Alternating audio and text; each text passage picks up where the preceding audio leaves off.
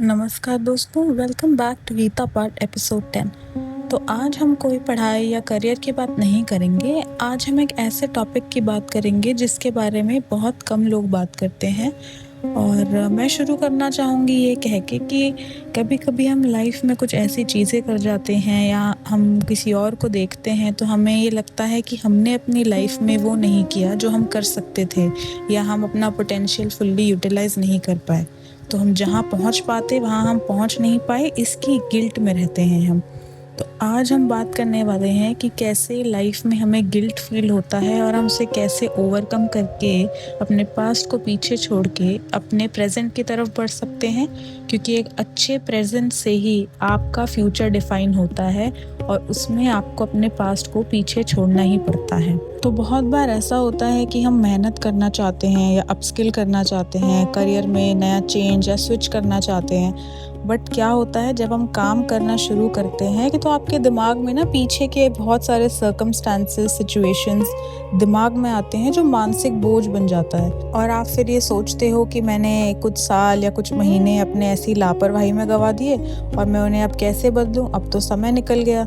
तो ये हमें गिल्ट फील होता है। तो जब हम फिजिकली आज में जी रहे हैं और आपका दिमाग सालों की खोई हुई अपॉर्चुनिटीज़ का हिसाब मांग रहा हो, या परिणाम के बोझ से, या परिवार को ना सपोर्ट कर पाने के डर से अगर आप पुरानी बातों को लेकर स्ट्रेस में हो, तो आपको पहला कदम उठाना भी बहुत मुश्किल लगेगा। महाभारत के मैदान जंग में एक महान धुरंधर अर्जुन के साथ भी यही हो रहा था।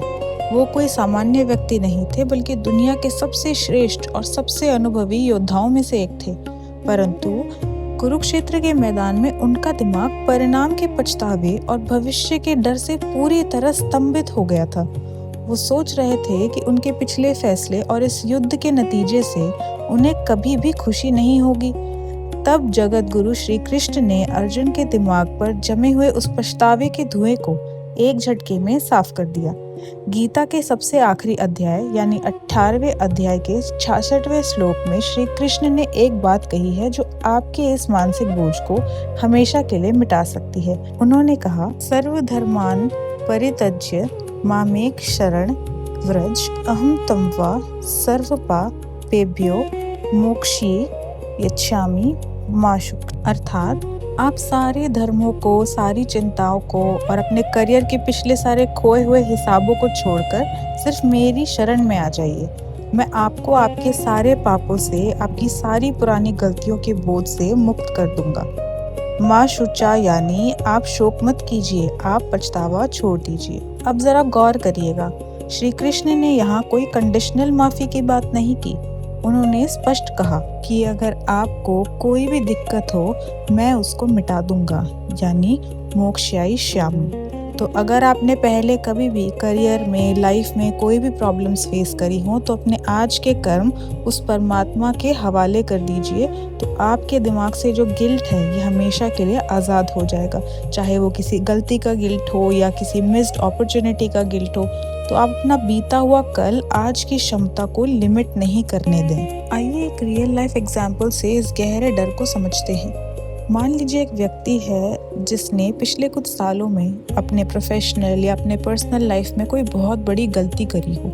शायद उसने बिना सोचे समझे कोई गलती करी हो, या जान के अपना समय और एनर्जी कहीं लगाया हो, या उसने कोई ऐसा फैसला या कदम उठाया जिससे उसका बना बनाया पूरा ट्रैक या पूरी लाइफ खराब हो गई हो।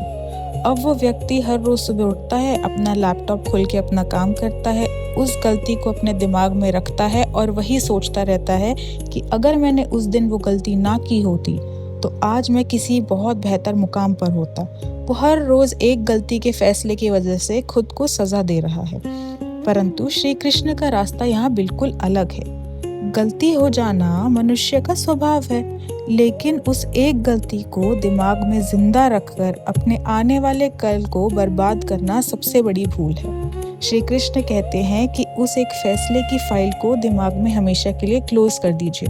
वो समय निकल चुका है, वो गलती हो चुकी है और आप चाह कर भी अतीत में यानी पास्ट में जाकर उसे नहीं बदल पाएंगे। तो जो भी गलती करी हो, जो भी कोई खराब डिसीजन लिया हो, उसके बोझ को पीठ से उतारिए और एक लेसन की तरह उसे एक्सेप्ट कर लीजिए कि हाँ, मैंने गलती करी है और आज से मैं एक नए सिरे से मेहनत करना शुरू कर दूंगा या कर दूंगी। एक गलत डिसीजन या एक छोटी गलती या बड़ी कोई भी कैसी भी गलती हो, वो आपकी लाइफ या आपका करियर तय नहीं कर सकती। तो फैसला आपका है। क्या आप पुराने सालों का गिल्ट लिए अपने आगे की लाइफ खराब करना चाहते हैं रोकर कि मेरे से गलती हो गई, या अपना फ्यूचर ब्राइट बनाना चाहते हैं मेहनत करके, उसे एक्सेप्ट करके और मूव ऑन करके। स्वयं जगत गुरु श्री कृष्ण ने आश्वासन दिया है कि जब आप उनके वचन पर विश्वास करके उनकी शरण में आते हैं तो हर गलती, हर चूक क्षमा कर दी जाती है, यानी आपको माफी मिल जाती है। ईश्वर ने आपको माफ कर दिया है, अब जरूरत है कि आप खुद को भी माफ करें और जिंदगी में आगे बढ़ जाएं।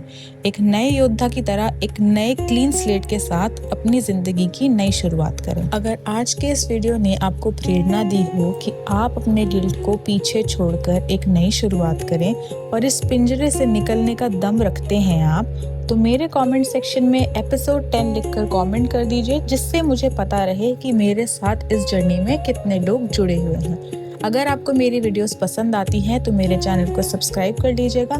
Thank you so much for watching my video. Take care friends, bye bye.